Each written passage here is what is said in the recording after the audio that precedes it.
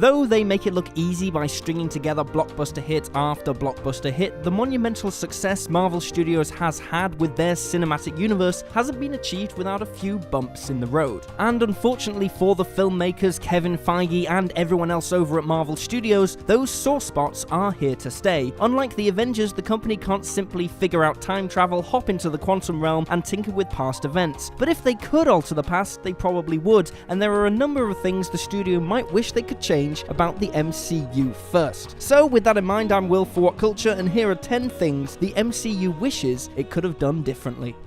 Number 10 made the Mandarin situation less confusing. Despite All Hail the King making a valiant attempt to clear this issue up, the whole Mandarin situation wasn't really handled as clearly as it could have been. We met who we thought was the Mandarin in the trailers for Iron Man 3, but the film revealed that he was just an actor playing pretend. Later, Aldrich Killian stated that he was the real Mandarin, all before the short film All Hail the King shot down that idea by revealing the proper Mandarin was still out there somewhere. All Hail the King is for sure worth a watch, but all it did was muddy the waters by directly contradicting Killian's earlier claim to the Mandarin title. It felt like Feige was just making it up as he went along, with no real plan for the character. Plus, since most moviegoers won't have even seen All Hail the King, a lot of casual viewers still think that Killian was the real Mandarin, clueless as to what's really going on.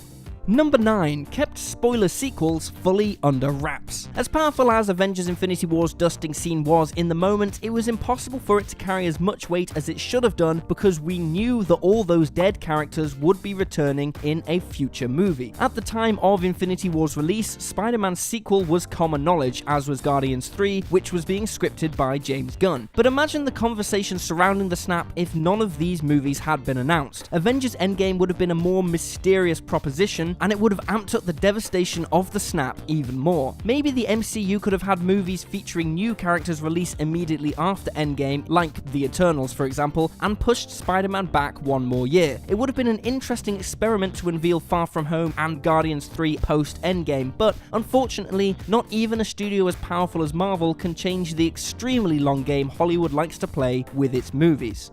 Number 8, give Fury a better way to lose his eye. On the whole, the reception to Captain Marvel was very good, but the film wasn't perfect. Almost as soon as it hit cinemas, the internet was flooded with commenters expressing disappointment at how the movie handled the loss of Nick Fury's eye. Fury's eye patch has become something of an MCU legend over the years, with tons of crazy fan theories on how he came to need it. But those who were expecting a huge battle, dramatic sacrifice, or thrilling one-on-one fight to be the cause were left burned by the revelation that Fury had his eye scratched out by a cat.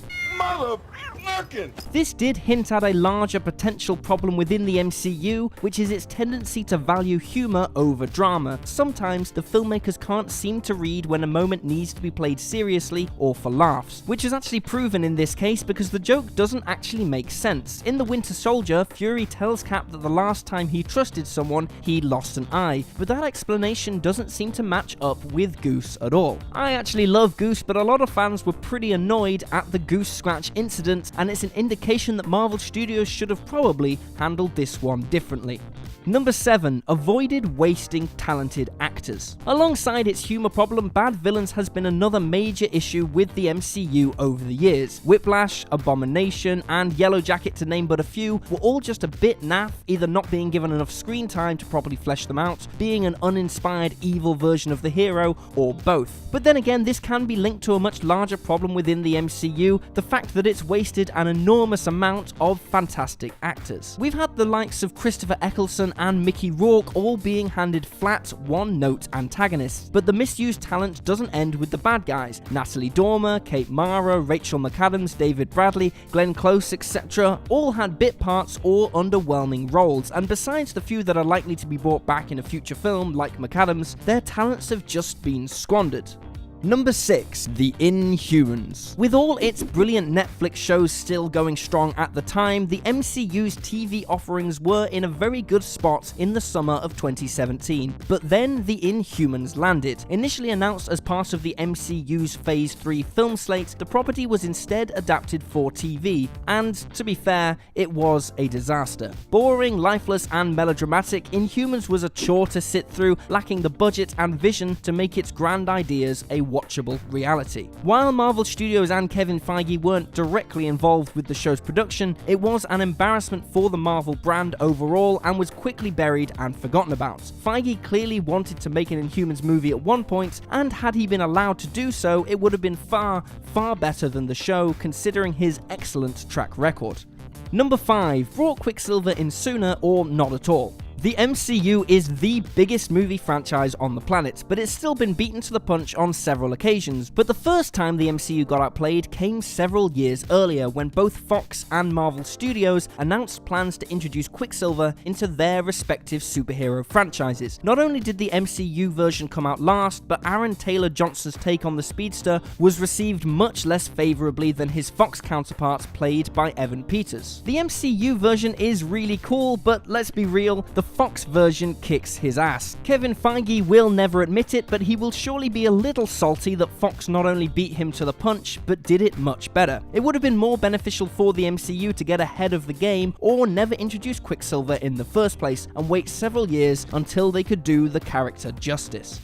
Number 4. Kept Patty Jenkins on Thor 2. In what will go down as one of the MCU's biggest behind-the-scenes failings, there was a point in time when Marvel Studios hired Patty Jenkins to direct Thor 2, only to part ways with the filmmaker over the dreaded creative differences just 2 months after she came on board. If that name sounds familiar, it's because Jenkins delivered the best female-led superhero movie we've ever seen with 2017's Wonder Woman. It was reported that Jenkins' Thor 2 pitch just wasn't what Marvel Studios was looking for, which led to the two parties separating. Feige will surely be kicking himself that he let Jenkins go, especially after the success of Wonder Woman and the disappointment of The Dark World. Whatever Jenkins had in mind, it would surely have been more interesting than the Thor sequel we did get, which, while not awful, is widely regarded as one of the MCU's weakest offerings. Number 3. Teased the X-Men earlier on. The Disney-Fox merger took a long time to complete, but now that it's gone through, the X-Men can officially join the MCU. Now, the only question is how Marvel Studios plans to execute such a tricky integration of these massive groups of characters, given that, up until this point in the MCU, there hasn't been a single hint that the X-Men exist within this universe. Essentially, the MCU will need to come up with a reason to explain why millions of mutants around the globe just popped up out of nowhere. Sure, this could be explained away by saying one of the recent snaps caused a certain section of the population to sprout powers, but nothing would have felt as natural as being able to tease up and build the X-Men for the past several years, or even since day one. While there's no way Disney and Marvel Studios could have actually done that, seeing as Fox has owned the X-Men movie rights for many years, it would have been so much easier for them if they could have seeded mutants, Xavier's School, and this whole other section of powered beings early on. It's going to take a lot of hard work to have all that make sense in the currently established MCU.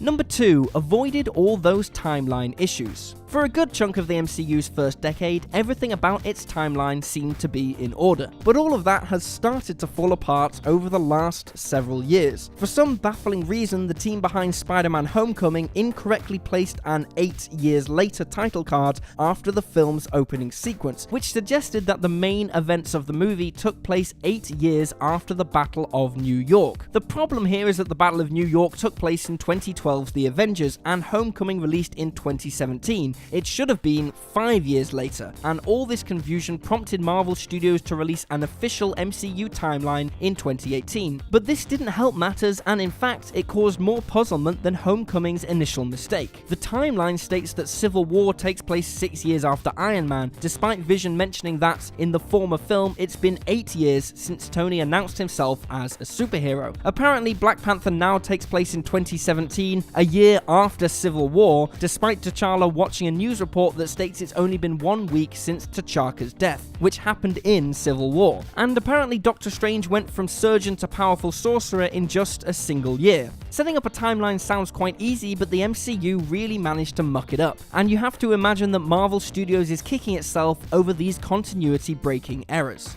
Number 1. Dyeing Chris Hemsworth eyebrows in Thor. For obvious reasons, Kevin Feige or anyone over at Marvel Studios never openly states that they'd want to change things about their existing movies, but when it's done in a jokey manner or in reference to a minor issue, it's generally okay, as is the case with pretty much the only thing Feige has openly admitted he would change if he could: Chris Hemsworth's eyebrows in the first Thor movie. While speaking to Uproxx in 2018, the producer was asked about MCU movie details that bug him to this day, and if there's anything he would change about the existing Marvel Studios film catalogue. And his answer was quite funny. I'll tell you one specific example I just thought of today and I laugh at. Definitively, the one thing I would definitely do differently if I had to do it over again is we would not have dyed Chris Hemsworth's eyebrows blonde in the first Thor. Because we were like, Thor is blonde, he has to be blonde. But there are a couple of shots I watch and I'm like, oh my god, that poor guy, we made him dye his freaking eyebrows. That's ridiculous.